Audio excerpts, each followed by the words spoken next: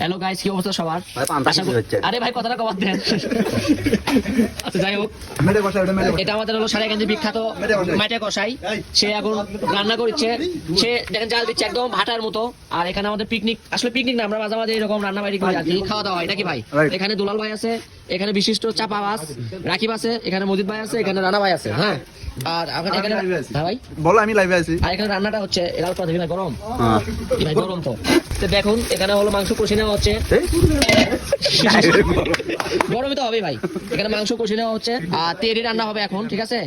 তো খাওয়া দাওয়া যখন হবে তখন আপনারা দেখতেই পারবেন। আর এটা হলো আমার বাসা থেকে জাস্ট 10 সেকেন্ডের রাস্তা, আমার বাসার লাইভ চলতেছে।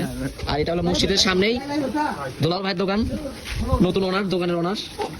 তো আমাদের তেরির মাংস আর পোলা মোটামুটি হয়ে গেছে, ঠিক আছে?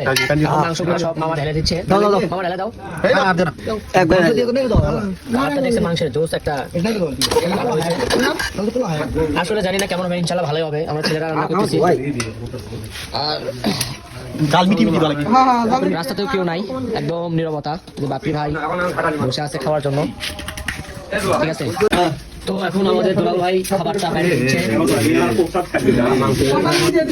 জোস কালার তৈরি না ভাই। এই যে বাপি ভাই খাওয়ার জন্য